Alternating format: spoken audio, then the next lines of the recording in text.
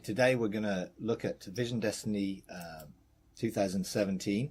We're going to look at, from a different perspective, some of the journals that I've taken during the year, my conversations with the Father, my journey to know the reality of who God is. I want to share some of that because I believe this year God is going to open up a new revelatory connection and understanding with himself.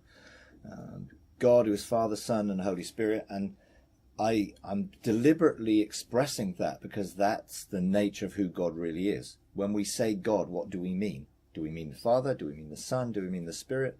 When we say God, we may have a view or an image of God that's not really like him. So God, who is Father, Son, and Holy Spirit, will reveal himself out of the doctrinal and theological wilderness of the old order. The way we thought we saw God and who he was, really, God wants to explode that and reveal the true nature of who he is to us. So what has God said? What are the words that he's spoken? What has God shown? What are the visions, the dreams, the encounters? What does God mean by that? Not what do we mean by it, but what does he mean? What is the application for you and for me? What is the application for the church here locally? What's the application for the wider church? So whoever's listening to this, I'd encourage you not just to take what I'm saying as, well, that is what it is, but actually to let that inspire you to go and ask God for yourself. What is God saying to you? What is God revealing to you? And I believe as you pursue that, then he'll open up all sorts of opportunities. So following God in relationship has been like looking at a tapestry of God for me. And this is the sort of how I would describe my 2016 journey. It was like I thought I was looking at God, and my spirit was engaging God in reality, but my soul was looking at a tapestry of God. And it was beautiful, intricate, amazing, coming from my experiences. But it was something that was woven from my experiences of God. So the Father led me to like a thread coming from this tapestry that he encouraged me to follow. And as I followed it, and as I've been engaging with him, it's like that thread has been pulled. And pulling that thread has unraveled the tapestry so that there is no tapestry. Therefore, I can engage God face to face and see him as he really is. So that tapestry was an image of God, G-O-D. Not Father, Son, and Spirit, but my impression of that, created by religion and not God himself. And a lot of it was created by the constructs of my own mind that put limitations on what I could believe. Any image of God is an idol. So although I was looking at a magnificent image of God, created from my encounters and experiences, it was still an image. And therefore I was leaning to it.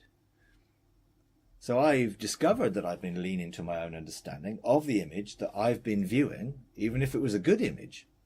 And my encounters with God personally have challenged that image and what I believed about God. Cognitive dissonance became a phrase that defined many of my encounters. God revealed himself in such a way that it challenged what my preconceived assumptions and presumptions about God were, even if they were good. So I've been called by God, who is Father, Son, and Spirit, to legislate and make laws. And I shared some of those in the early reviews. But one of the first ones was this law, which was about legislative documents, and it was about the removal of restrictions. And I decreed this I thought, to a specific group of people, but I really didn't consider the consequences for my own life. And God, Jehovah set me up by me legislating and calling, and he used my own words to challenge and open me up to the restrictions that were obviously on my mind. So the mists, this is what God said to me, the mists around the closed and clouded minds must be dissipated. I didn't think this applied to me, but I very soon found out it was. The hindrances and entanglements must be removed so the limitations of minds that are stuck in what has been can become free to embrace what can be, so it can become what will be. And everything is about establishing something new that's come from what was in God's heart from an eternal perspective. The veils must be removed, the restrictions lifted to embrace the limitless potential of my reality. And God wants us to have a new reality, truth, Jesus is the way, the truth, the life, and that is a reality which is beyond what I had experienced. The way, the truth, and the life are to be experienced, not conceptualized and contained.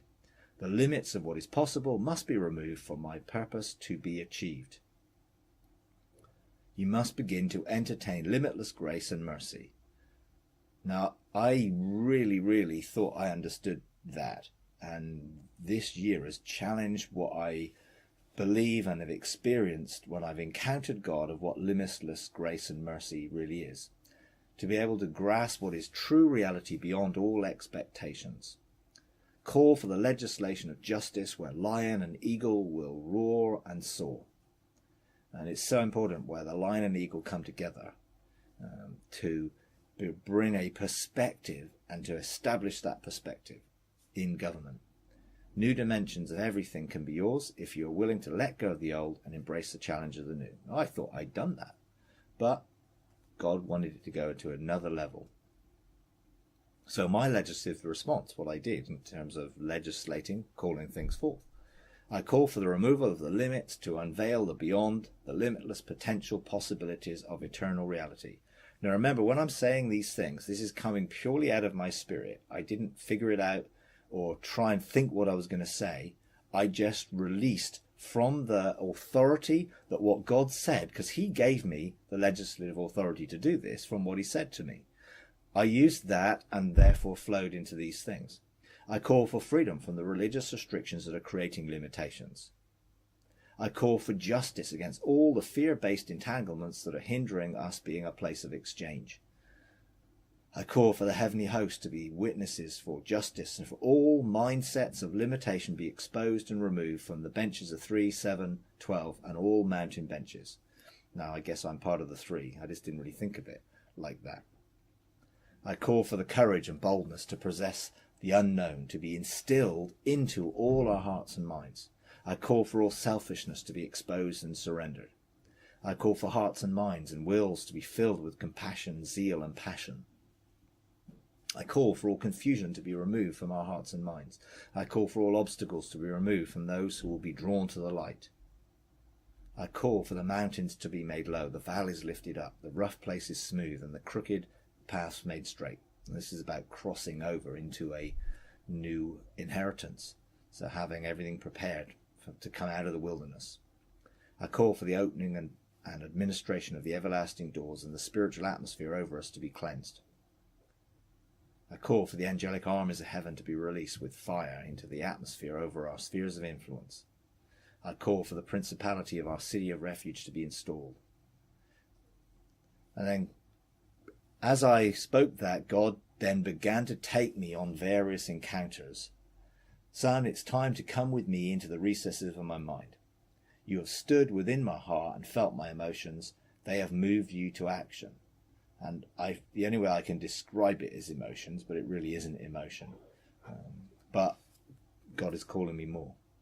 I wish to take you deeper into my consciousness, the dimension of pure thought, the true precepts revealed in the purity of light, the very essence of my being. My mind is creative energy in its first state. Son, you have only felt the result of my being, which has formed you out of my desire. As your mind is renewed and transfigured, it will take on the ability to engage the pure creative energy of my being.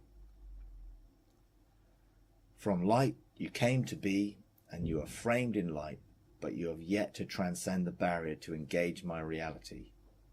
The light of your consciousness is the bridge to transdimensional existence and true sonship.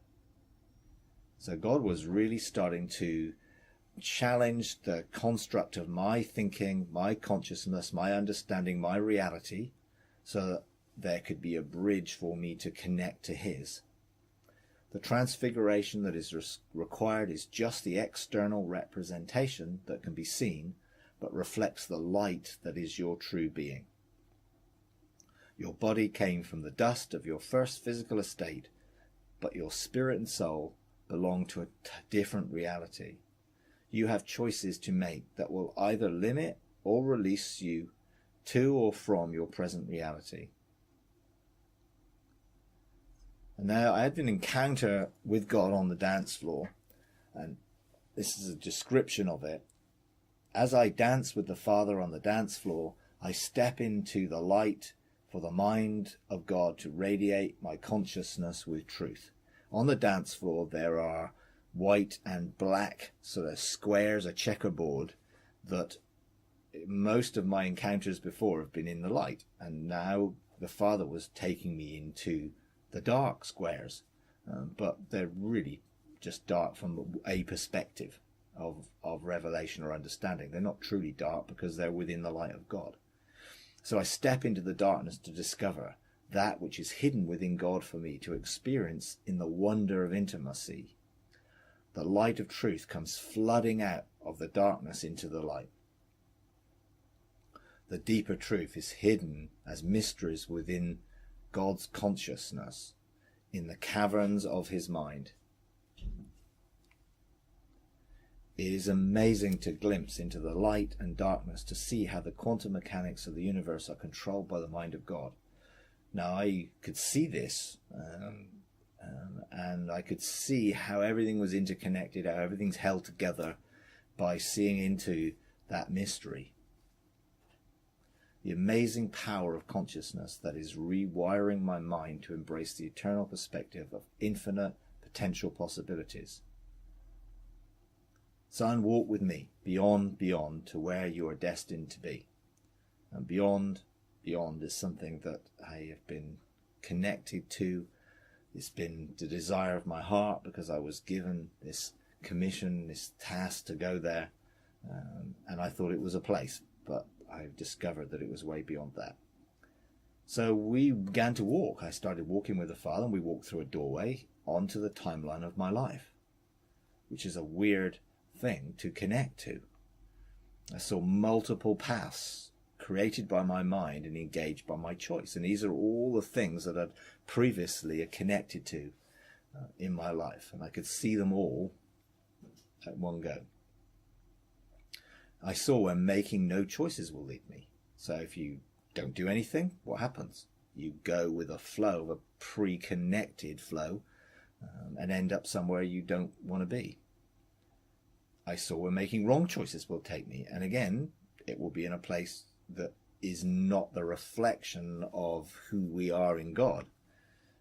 My first reaction was that I needed to know the right path. Now, this comes from a desire or a need to be right, self-righteousness. And it came out of a wrong understanding and a fear of God, ultimately, which is not God's desire for me at all. But that was my reaction. And it, in a sense, there was a good part of that. Well, I want to do what's right in God. But there was a wrong part, which was being driven from self. So the feelings of loss, regret, sadness started to overwhelm my emotions at this point, because I realized how much of what I had done had been coming out of a wrong understanding of God and myself. Now, I saw the creative possibilities springing from my mind once I'd got over the sadness and the Father was with me and essentially like wiped away my tears. I saw these creative possibilities. They were all springing from my mind, not from God's mind, but from my mind. And I knew that they were all good and they were all leading to positive outcomes. And I could see those that I had come from that source in my life. And now I saw all those future things that didn't have to be limited by those I need to be right and need to get it right, or out of any understanding of God, which is fear-based. Then I saw it. I saw a golden thread that could be traced intersecting my time streams. And I'm hoping, and when I saw it, I hoped that this would be the thing that would help me to get it right. Again, coming from that, what I want to get the right thing. I don't want to make a mistake. I don't want to choose to do something which isn't in alignment with my destiny or who I am, my identity, and I saw this golden thread and it sort of gave me hope. But then God showed me that this wasn't the one thread and all the choices I could make, but this was what would enable me to be free to flexibly choose any of those choices decisions, which are all good, which are creative, coming from sonship, who God created me to be as a son of God, reflecting his image. Therefore, he trusted me to make decisions based on the creativeness of my sonship. It wasn't he's going to give me a list of A, B, C, D, E, F, G, and I follow the list, because that's what I wanted. I wanted him to tell me what to do. But what he was doing was showing me his heart. This is like Jesus, seeing what the Father was doing. The Father didn't give him a list in detail. The Father revealed his heart, then trusted that Jesus would outwork it from a flow of his heart. So when Jesus healed someone a particular way, it was God's desire to heal, outwork through Jesus and his creativity to release that healing that way. Whether he made mud and put it on someone's eyes, whether he spoke, whether he touched someone, they were all good, coming out of the heart of God. So what I saw, this golden thread, it was like fixed at both ends, which meant it was fixed in God's heart, and the end was in agreement with the beginning, but it was flexible. It wasn't taut. Therefore, it could be moved in and out of all my decisions, and all of them were right. They were movable by my choice and the creativity of sonship. Well, this freed me up immensely. So my desire was to choose God's only path, and his desire was that I would choose a path aligned with his heart, but creatively. So as I yield and surrendered all that can be to become all what I am in you, that's my desire. My desire was to be all that I am in him as a son. So I fixed my eyes, my consciousness upon that thread, and I realized that my desire to choose only the right path released me to create any path. All the potential possibilities of creative expression are good and acceptable to God. So I'm not limited. The limitations that would have been put on me by my view of God and the need to get it right and the fear of getting it wrong had limited me to making choices which were safe, based often in presumption and assumption rather than out of the true reality of God's heart. So I stand in the creative mind of God in eternity and embrace the thoughts of God. And I began, I engaged God in this way, from the ark of the presence of God and engaging God in that way. And it opened up all sorts of creative potential. And when I first engaged these things, it's like I couldn't explain them, I just experienced them.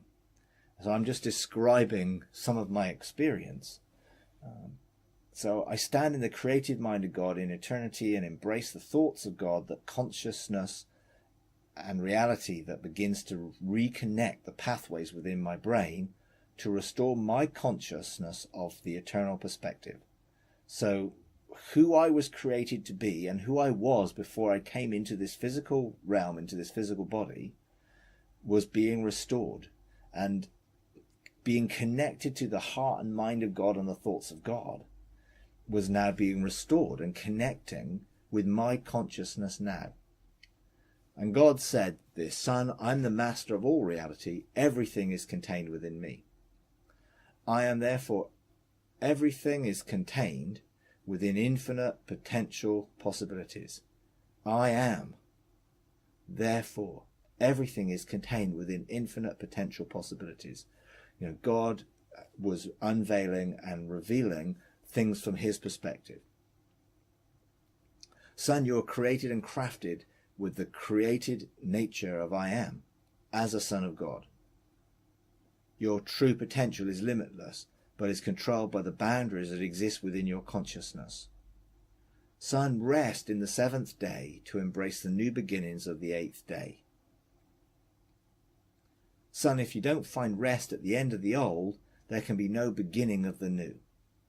Son, learn from me and find the rest that emanates from a gentle and humble heart, settled in the true conscious knowledge of sonship. Rest is where identity, position, purpose can release the true eternal destiny through kingdom government.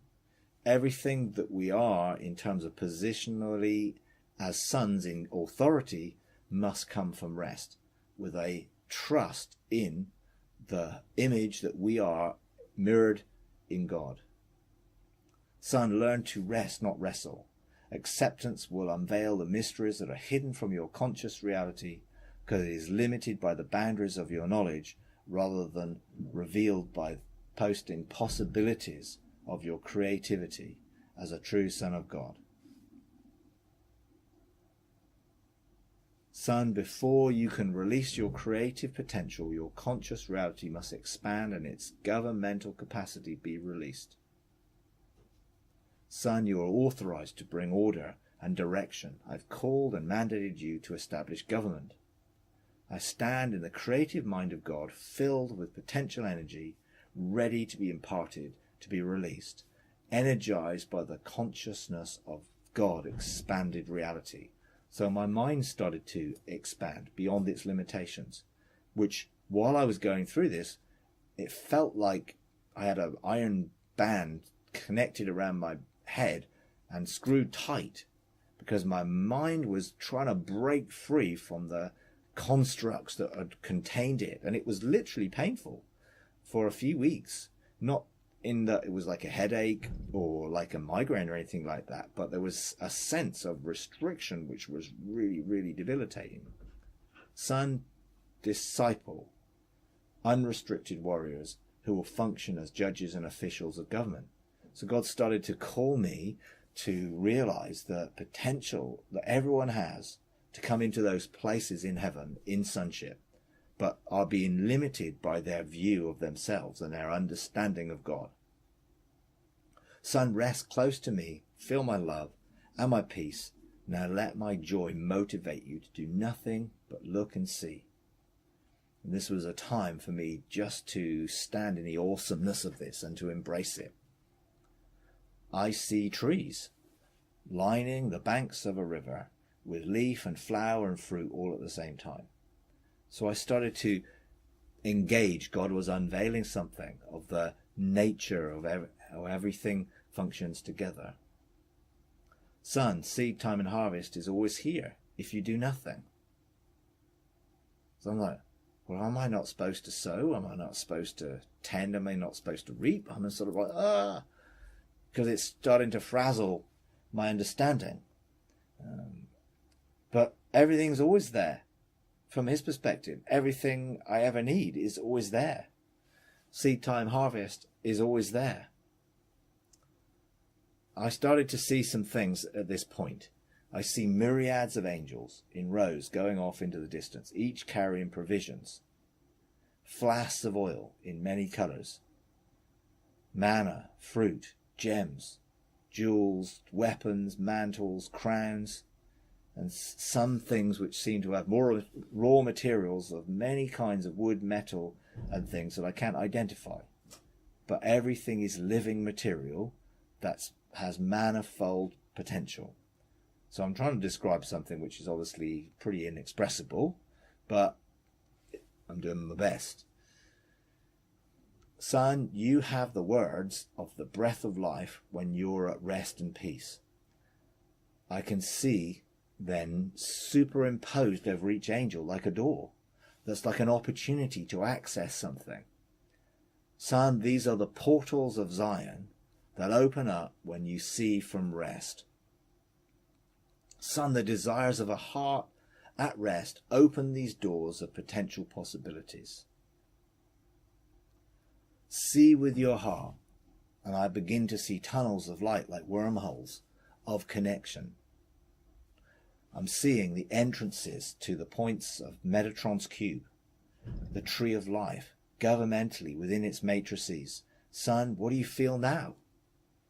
So I have engaged Metatron's cube. I've seen the diagrams, I've seen the dimensions, but they've all been sort of two-dimensional.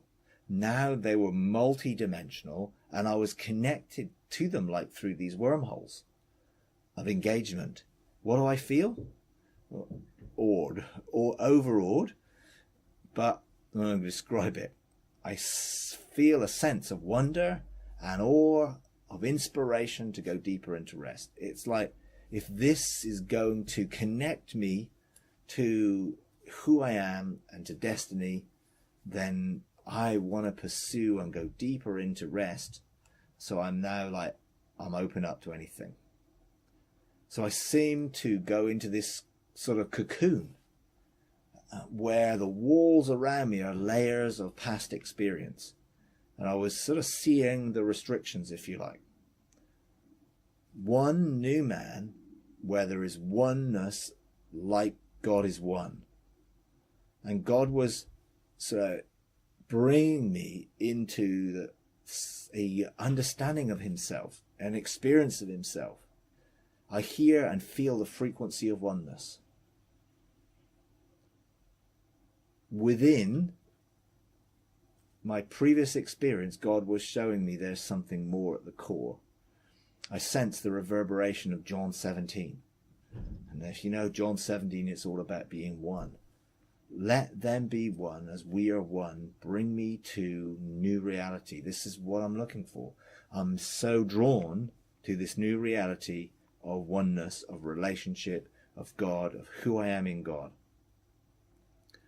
I'm not restricted. I am being incubated within all that I know from my present reality. So it's like that's around me, but something is going to be birthed and break me out of that present reality.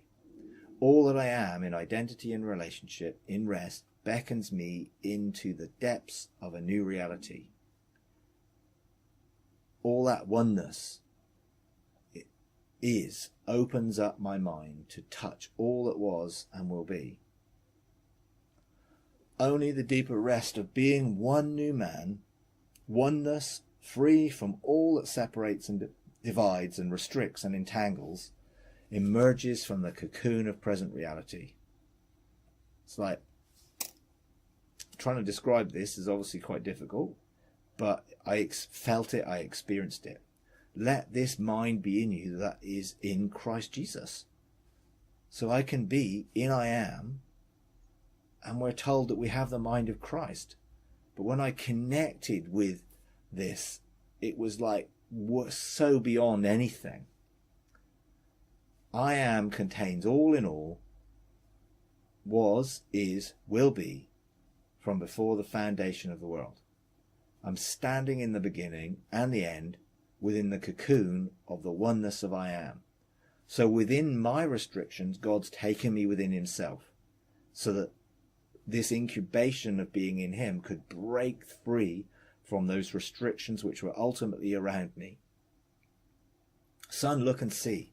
The seraphim are waiting to put the coals from the altar of sacrifice to touch the maps, visions, and destinies of men. So God started to unveil something of the temple, of the seraphim and their purpose in bringing the glory of God to fill the earth. They're waiting for my people to set the precedent as Abraham did, to yield and present the promise on the altar. So everything of who I am, I willingly lay on the altar. And as I do that, it opens up God to be able to change and transform things from the fire of that altar. When my people are truly willing to present themselves on the altar here, then I will release the burning ones who carry my glory to bring my fire of transformation and the transfiguration onto the earth once more. So God's looking for people to embrace the temple, to embrace the altar, and to respond to the call of here you will go for us, to respond with, here am I, send me. Yet once more will the everlasting doors be open, and my fire will give my people access to the resources of glory. Who will answer the call to come to the fire of the altar? Who will respond by laying all their own agendas down so that they can truly say, here am I, send me? The ancient paths will be the paths of glory fire, as my glorified voice in fire calls out to my people to marry me. And this is the whole ketubah connecting into that relationship which brings us into a new depth with God. Son, a whole new reality awaits those whose will is yielded and surrendered and yoked to mine, and who choose me over and above themselves. The time of separation of singlehood is nearly over. Now, this came as we were looking to embrace a marriage ceremony as part of our destiny here, part of our scroll, and God had invited us to participate in a marriage between the Lord and Freedom Church.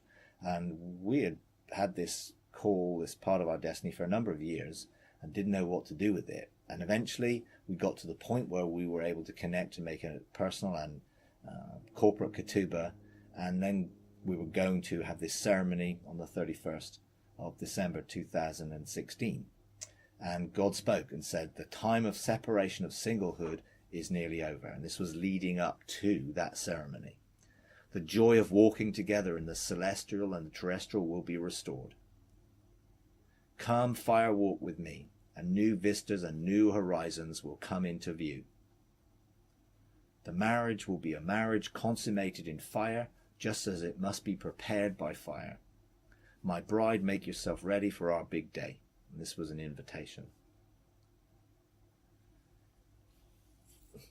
And as I was engaging God, fire became such an important part of it. The forerunners are hearing my invitation, but are slow to respond. Woe to those who reject my invitation, because the consuming fire of my glory will come. Now, when we think of the woes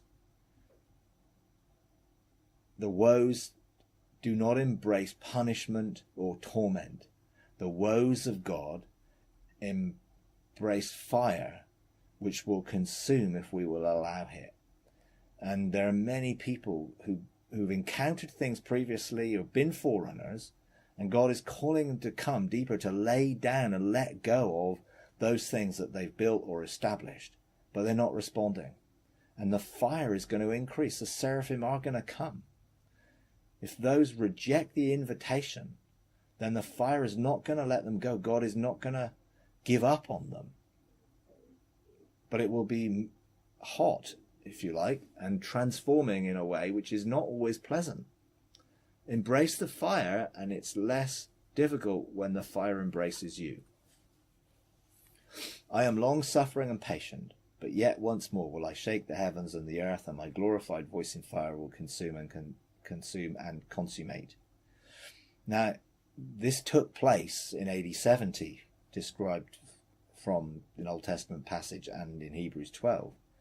But God is basically saying he's not going to let things stand. That which is of the kingdom is going to be revealed. So he's going to shake our lives.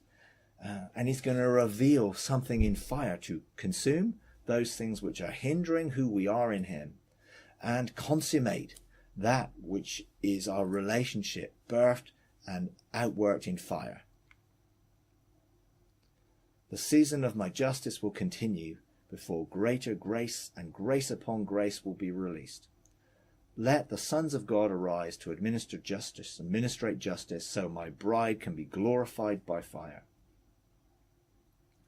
The contained fire of the altar, or firestorms of heaven poured out, you have the choice. Now, my choice is to lay my heart and my mind on the altar within the temple, that described in Isaiah 6, every day. But if we don't respond to willingly laying our life on the altar, then firestorms of heaven can be poured out. And those firestorms can seem like meteors coming down out of heaven. But the fire of those things are like fire bombs. They're love bombs. Yeah, they're not to destroy, because fire wants to change and transform, not destroy. It's not a destructive fire that comes out of heaven, but it's a heavier weight of fire that comes upon us if we don't embrace it ourselves. We have the choice. Son, I showed you many years ago the two sides of fire. Now the reality of that will be released. When I was in heaven in 2010, my first real series of heavenly encounters, God showed me the flip side of various things and showed me that they were the same thing seen from different perspectives. Fire was one of them. A wonderful warming fire that we can come around in the winter and feel comfortable and, in a place of rest, or a forest fire out of control and raging. Same fire, but different purposes. And how we engage it will determine how we experience it. But it is coming. I took another walk, and again, I was asked by the Father to walk, and we walked, and it was dimly lit, and it took time for my eyes to adjust to where we were walking, which is not common when I've normally walked with God. Everything is really intensely, brightly lit. There were pathways crossing and connecting, and as we walked these pathways, we came up to a gulf, and this gulf was disconnected. The path stopped at this gulf. So, son, you cannot see in the darkness because you're looking with the wrong eyes. Well, which eyes am I looking at? They're not my natural eyes, the eyes of my heart, are the eyes of my spirit? What am I trying to see with? Don't try, just rest. Be enveloped with that which is the mystery hidden for you to discover. I saw new pathways opening. I saw new doors to discover new dimensions of reality. I saw the light, energy, the atmosphere. The whole thing changed. Where was I? In my own mind. The Father took me on a walk within my own conscious reality, within my own mind. And this is what I felt. I feel that I'm walking in the recesses of my mind again. Now, I'd been there before when God unveiled something that I described earlier. But this was something from a different perspective. So I saw these new paths reconnecting my mind to areas of my consciousness that were eternal memories of who I was. God was connecting me up to who I was before I was. And I was beginning to reconnect with the memories of what I was doing before. So I feel and sense the potential possibilities of that eternal reality. The capacities that have been locked and hidden are now beginning to reconnect. There were doors beyond the gulf that I knew were closed, but they weren't locked. I just knew it. And I saw bridges begin to span the gulf between what was and what is and what will be. And basically the Father said, do you want me to reconnect to one of these doors? And I'm like, oh, yes, please, yes. So I began to see that which is shrouded in the mists of the long forgotten and now unknown mysteries clearing. So there are things which I could do and had the capacity to do, and I believe that mankind had lost in Adam that is being reconnected in Christ. And it's to do with our consciousness, the expanding of the capacities of what we believe to reconnect to what was always there, but we've been disconnected from. We've lost the ability to connect with that area. I know David Van Koevering talks about it like the loss of bandwidth, that we now can't see what we could see. We can't hear what we could hear. We can't connect to what we used to be able to connect to. And God was reconnecting that in my mind. So I saw the truth. The reality that once was begin to come into view as my consciousness entertains this new vista of eternal recollection. I'm starting to reconnect to who I was. I saw my position within the mind of God, pre-eternal sonship. I am as I've always been known. I saw beyond the boundaries and the limitations of my consciousness that have been disconnected from true reality. I saw a possibility and I chose it. It's like I popped a quiff. It's a scientific term for quantum mechanics when something which is a possibility is chosen and becomes a reality. So I collapsed a mystery into reality.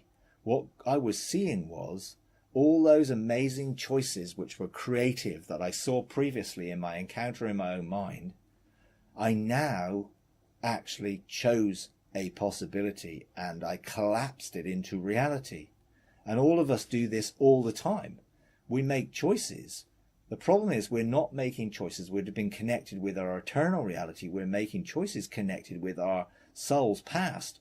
And therefore we continue to do what we've always done, making choices based on what we always knew.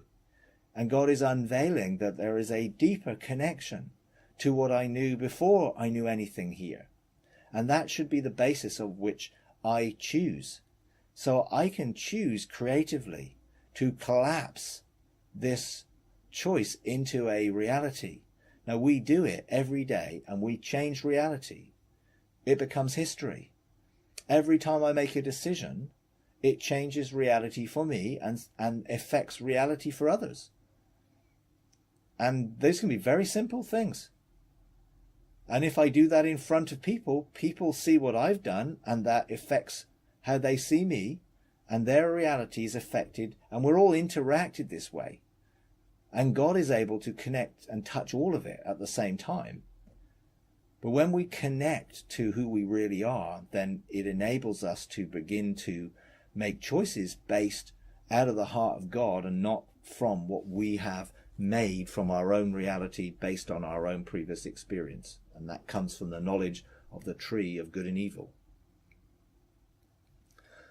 God spoke to me and said, "Call my children to come to maturity, to take charge of the mountains of the house of the Lord, and to take their places in charge of the courts of the heavenly."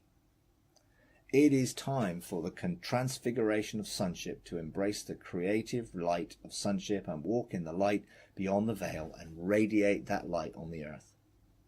Because we always have been light beings. Our whole conscious reality of who we are is being reconnected in light. Son, as the rhythm of my heartbeat increases, so will the intensity of the light that shines and radiates through sons who walk in the creative light beyond the torn veil of an open heaven. Son, walk with me. And again, we stand in front of the throne where the Ancient of Days releases the river of fire. Now, I've been here numerous times. The first encounter really with heaven was here. And we're standing here again. And we walk into the river. You know, I've walked on the river. And I've never done this, but walking with the Father, I sank into the river. It was like sinking into the baptism in fire, immersed in the consuming fire of God's presence, but in love. Just cocooned with love.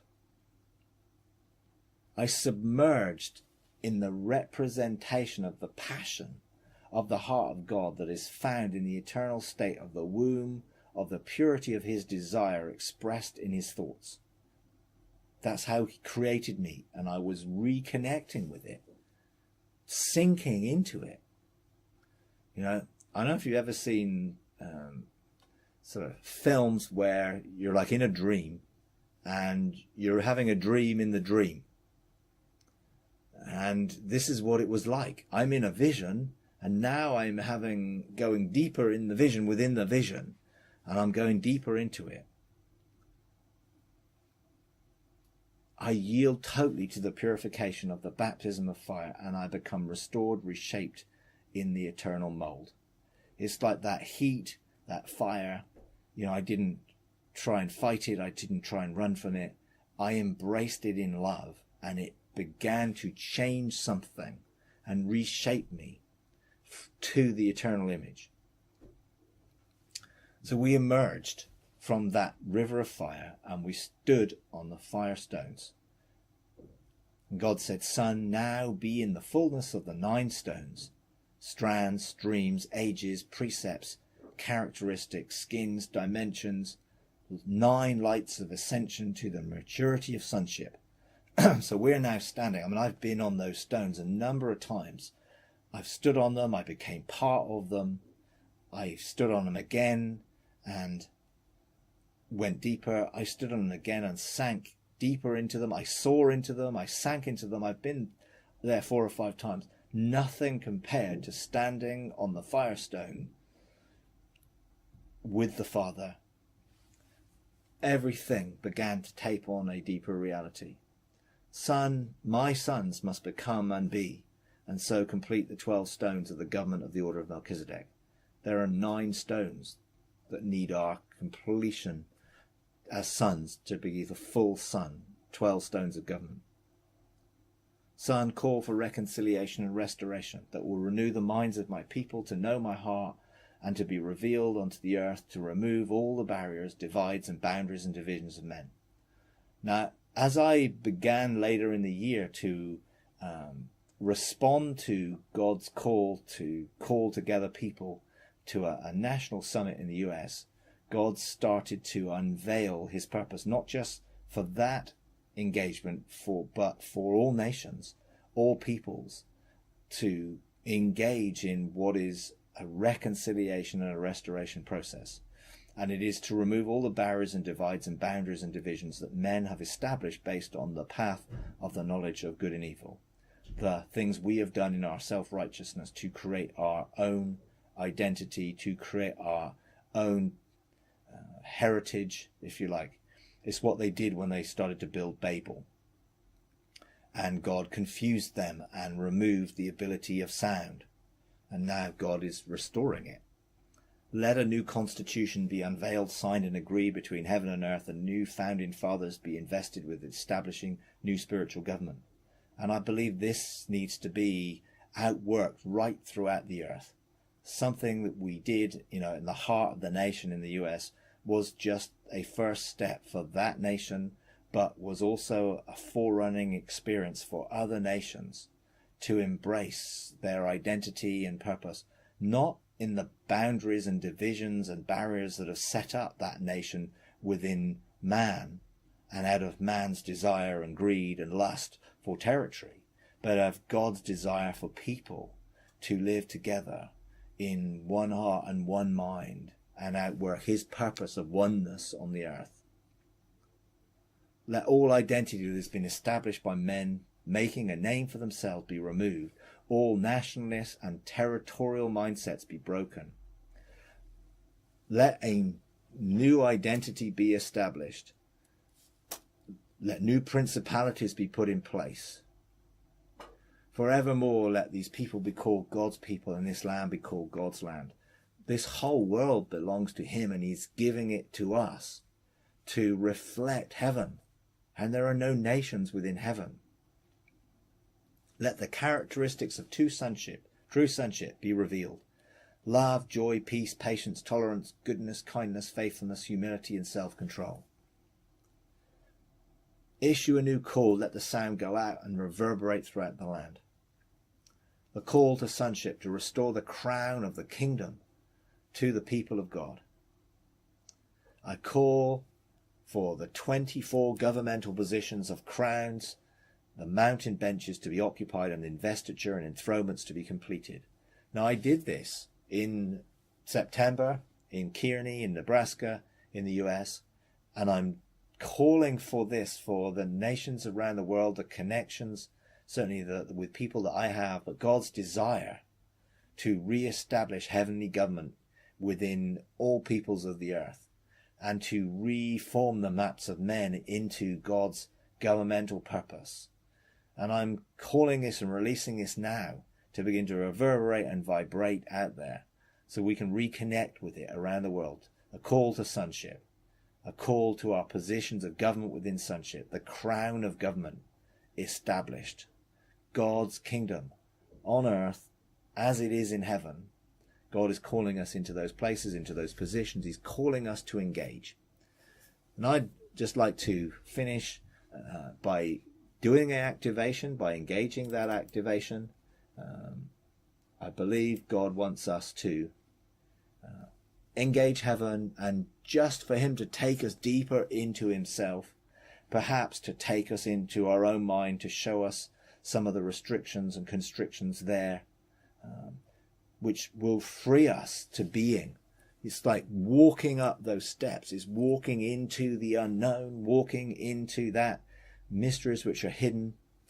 When I came out of this engagement within my own mind, it was such a amazing experience. I completely lost track of physical time. And I came out of that engagement and I looked at my watch and it was 7:45 in the morning. and I needed to be in my office with a discipleship connection relationship at 8 o'clock with a friend. So I hadn't even got dressed and prepared. So I walked upstairs, and so I felt totally free. I didn't feel in any shape concerned. I just walked upstairs, I washed, changed, got ready, came downstairs, and I looked at the kitchen clock, and the kitchen clock said 5 to 8. And then I looked at my watch, and my watch said 7:45. And my watch is a watch that never stops. It's perpetual, never stops, and yet it was still showing 7:45. So now my mind started to embrace possibilities. So I decided not to rush. I walked out into the garden. This was in the summer. I watered plants in the greenhouse. I went and fed the fish pond. I did other things. I walked back in. The clock was now moved on in the kitchen, but my watch was still the same. So I decided I was going to go to work, to the office, and my wife then reminded me that she was having the car for the day. So I thought, so it normally takes 2 or 3 minutes to drive, but it takes 10 to 15 minutes to walk. So I carried on walking, and I was walking. My watch was still actually saying 7:45, and I got part way to work, 3/4 of the way there, and it's like I came outside of this bubble that my conscious ability had created for me to be in, and I walked to work and got there at 5 to 8. So this experience of removing the limitations of my mind and me being able to choose a reality to enable me to fulfill God's purpose became something I actually experienced and did in that instance. So God wants to expand all our realities, all our consciousness, to begin to embrace who we really are, who we really were, and to begin to outwork that in reality. So let's, by faith, take that step. There's a door standing open in heaven. We can hear that invitation from him to come up here. We can walk up those steps, step through the veil by faith, enter into the realm of the kingdom. Jesus is always waiting for us, standing in that doorway. We present ourselves to him as a living sacrifice. He's our high priest. He has opened up this new and living way for us to enter in. We come through the way of the cross, exchanging the old for new, standing in robes of righteousness, surrendering our will, embracing his. So I just ask, Jesus, that you will lead us to the Father today, lead us to the Father's heart, lead us to go deeper, to embrace the call, take us through the way, the truth, the life, the veils of heaven, to bring us before the very ark of your presence. Our whole desire is to seek your will and purpose. We open up our heart, ask you to unveil your destiny today. Give each person a mandate. Introduce us to the Father. And Father, take us deeper into you. Take us back into your heart, into your mind. Take us into your name. We step into that identity. Unveil it for us. Bring us to that place of peace and rest. Walk with us on that as ancient paths. Take people back to the place of engagement with who they really are. Reconnect, expand, restore. Take each person, Father, and lead them, walk with them into a new depth of reality, into that new place of peace and rest. We just walk with you on those ancient paths.